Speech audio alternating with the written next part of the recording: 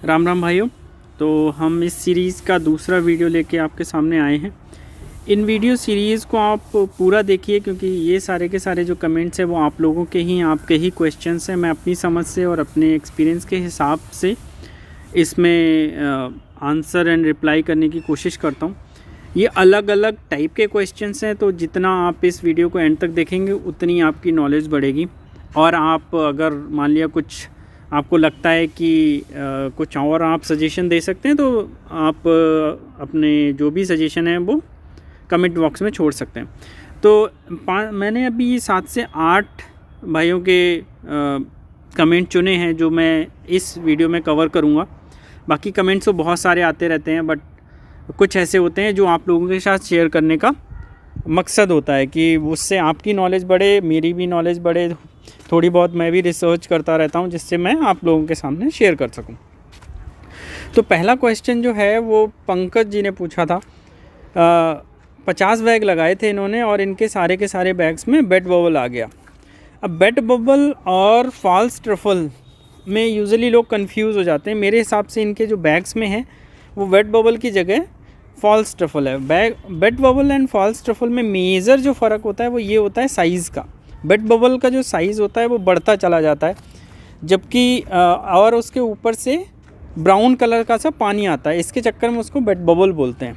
जबकि जो false truffle है वो चने की शेप का होता है और वो भी मतलब बढ़ता चला जाता है। एक दूसरे को टच करते हैं तो बढ़ता चला जाता है। जहाँ भी आप उसको टच करेंगे तो वो दूसरे बेड को भी ख़राब कर देगा या वहाँ पे भी हो जाएगा। और जहाँ पे भी वो फॉल्स ट्रफल या बेड बबल होगा वहाँ पे आपकी पिनिंग और पिन हेड नहीं आएंगे, तो आपका प्रोडक्शन पूरी तरीके से हिट हो जाएगा। तो इन भाई के पंकज कुमार जी के सारे बैग ख़राब हो गए और बस इसका कंट्रोल एक ही है, मतलब इसकी कोई दवाई एज सच मेरे हिसाब से अभी तक नहीं है। तो इसका बस एक ही इलाज है कि आप अपने बैग्स पे नज़र रखिए और ध्यान रखिए कि कहीं कोई ऐसा कुछ हो तो नहीं रहा। अगर ऐसा कुछ हो रहा है तो उसको निकाल के बाहर कर दीजिए। अगर एक बैग में हो रहा है तो उसको टच करके, मान लिया छू के देखा, ऑब्ज़र्व किया, तो दूसरे को टच ना करें। और अगर ऐसा कुछ लगता है तो उस बैग को पहले से पहले ही बाहर कर दें, जिससे कि बाकी बैग या बाकी बेड इन्फेक्टेड ना हो। तो इसका बस एक ही तरीका है। अब इन भाई का तो नुकसान हो चुका, लेकिन हमें आगे से ये ध्यान रखना है कि अगर कहीं भी हमको वाइट कलर का इकट्ठा सा दिखाई दे रहा है, एक जगह पे ढेर जैसा दिखाई दे रहा है या उभर के ऊपर आ रहा है, तो उसको हाथ से टच ना करें। अगर टच करें तो ग्लव्स पहने और उस एरिया के पूरे, या तो अगर आप बैग में कर रहे हैं तो पूरा बैग बाहर कर दें। अगर बैग में नहीं कर रहे हैं, बेड में कर रहे हैं, तो उस एरिया पे जितना भी आपको वो उस तरीके के स्ट्रक्चर दिखाई दें उस एरिया को खाली करें और उसको अपने बेड से बाहर फेंक दें और उसको डिस्पोज़ कर दें। डिस्पोज़ करने के साथ साथ उस एरिया को वापस से अच्छी स्टेरिलाइज़ की हुई केसिंग से कवर कर दें, जिससे कि पॉसिबली जो आसपास का कंपोस्ट है वो उसमें पिनिंग वापस हो जाए। तो ये था इनका सेकंड कमेंट जो मैंने पिक किया है वो राम प्रताप सिंह जी का पिक किया है। तो इनसे काफ़ी लंबा कन्वर्सेशन चला था, काफ़ी लंबा चौड़ा डिस्कशन चला था। ये हम मतलब इनका मेन क्वेश्चन ये था कि अगर मान लिया मेरे को सीखना चाहिए क्या काम स्टार्ट करने से पहले, या किसी को हायर करके हम ये काम स्टार्ट कर सकते हैं। देखिए, हायर करके हम काम तो स्टार्ट कर सकते हैं और पॉसिबली सक्सेस भी हो जाएं, लेकिन अगर हमें उस चीज़ की खुद नॉलेज होगी तो ईज़ी होगा हमारे लिए दूसरे को समझाना और दूसरे के साथ काम करना। अगर हमें उस चीज़ की नॉलेज होगी और दूसरे को हम कुछ बता रहे होंगे, हम बता सकते हैं। इवन अगर दूसरा हमको बता रहा होगा कि ऐसे करके ऐसे ये करें, तो हम सजेस्ट भी कर सकते हैं। लेकिन बाकी अगर हमें खुद नहीं आ रहा होता तो दूसरे पे डिपेंडेंट हो जाएंगे। फिर दूसरा जिस तरीके से काम करता है उस तरीके से काम करता है, अपने तरीके से अपना बंदा होगा, अपने सोच के काम करेगा तो बात अलग है। बट वहाँ पे क्या होता है, वहाँ पे रिस्क होता है और रिस्क जितना अवॉइड हो सके उतना अवॉइड होना चाहिए। अब बात आती है सीखने की। तो सीखने के लिए मेरा हमेशा से फंडा रहा है कि शॉर्ट टर्म में बस आप बेसिक नॉलेज ले सकते हो। यूजुअली 3 दिन की ट्रेनिंग होती हैं, उसमें आप बेसिक नॉलेज ले सकते हो। लॉन्ग टर्म ट्रेनिंग अपने यहाँ अवेलेबल बहुत मुश्किल से होती है, जिसमें पूरी साइकिल की नॉलेज आपको मिल जाए। तो आप किसी ना किसी ऐसे बंदे के साथ जुड़िए जो पहले से कर रहा हो, उससे रिक्वेस्ट करिए कि कम से कम 1 साइकिल तक वो आपको अपने साथ रखे। आप देखो क्या होता है, कैसे होता है, सारी चीज़ें सीखें। नहीं तो किसी ऐसे बंदे को अपने साथ में लें जो पहले से ये काम कर रहा हो और उसको एज ए पार्टनर की तरह काम कर सकते हैं, या फिर जो भी आपका जिस तरीके से भी कम्युनिकेट होता है। तो पहले सीख लिख के काम किसी के साथ करेंगे तो अच्छा रहेगा। अगला क्वेश्चन जो था ये बहुत इंटरेस्टिंग था, जो पंकज आनंद जी ने पूछा था। इसमें इन्होंने मेंशन किया था कि रफलिंग प्रोसेस एक्चुअली ये प्रोसेस अपनी इंडिया में प्रैक्टिस में बहुत कम है, ख़ास तौर पे सीजनल में नहीं है।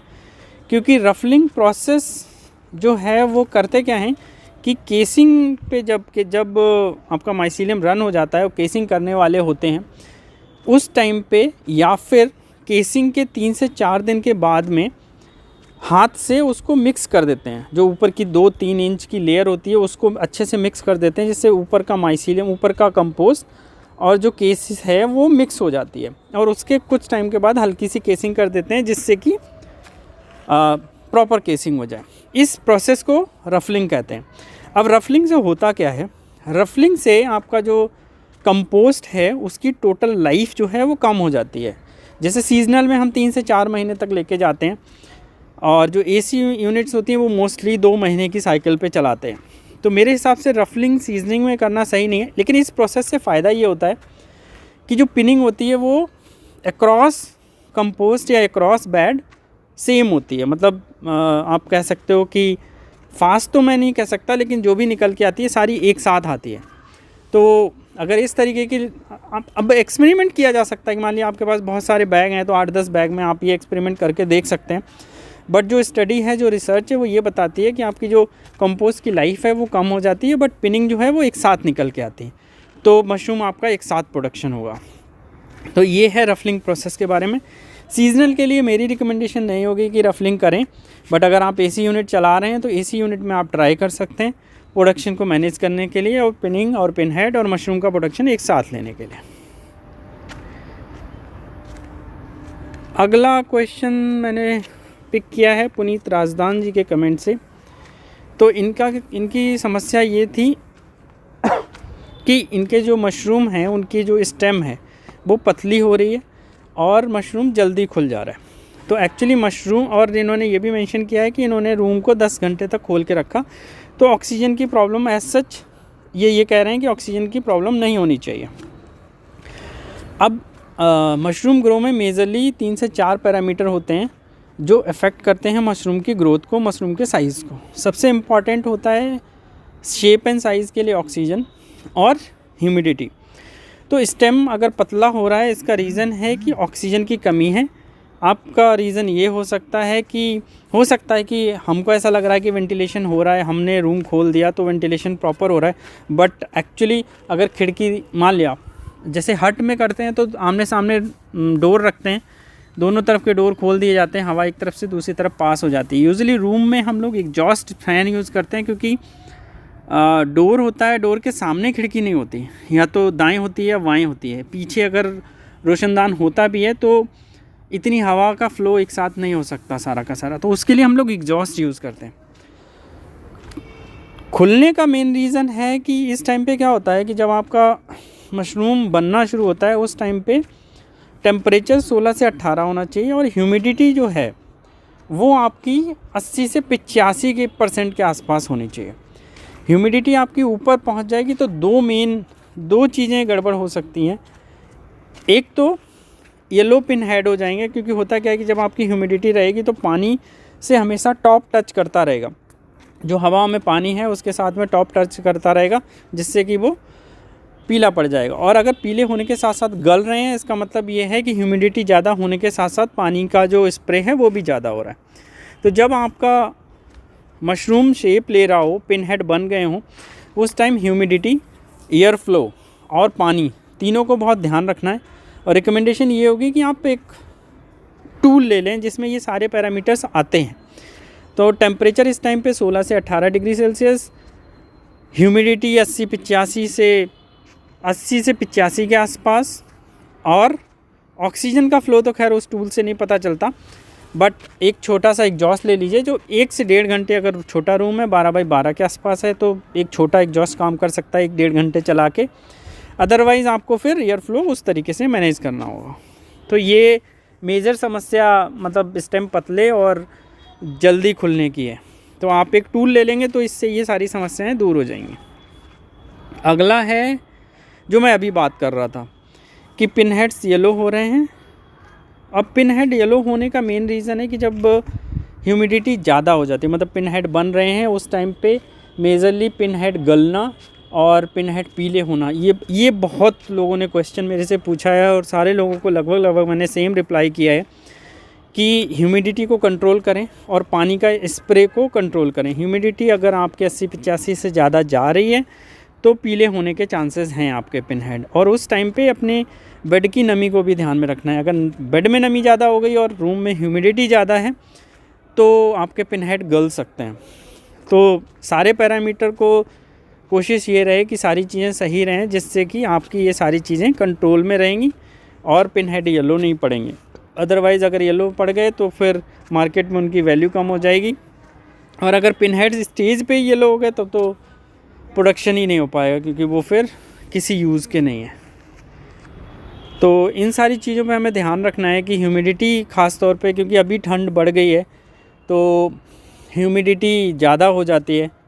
जब धूप ज़्यादा होती है तो ह्यूमिडिटी कम हो जाती है। तो इसलिए एयर फ्लो का टाइम जो है वो अपने हिसाब से रखें।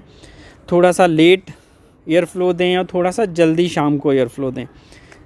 रात में और शाम को या सुबह जल्दी में ह्यूमिडिटी ज़्यादा होगी तो आपके रूम का जो ह्यूमिडिटी लेवल है वो बढ़ जाएगा, जिससे कि येलो पिन हेड होने के चांसेस हैं। तो सही टाइम चूज़ करें, और टूल जो मैंने अभी डिस्कस किया जिसमें हमारा टेम्परेचर ह्यूमिडिटी आता है उस पे नज़र रखें कि किस टाइम पे कितनी रखनी है।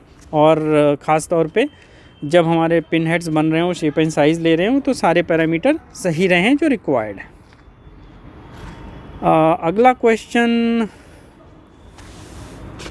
अम्बाला से पूछा गया था, जिसमें उन्होंने बोला था कि 300 किलो भूसे का कंपोस्ट बनाया है, कितना स्पॉन मिलाया जाए।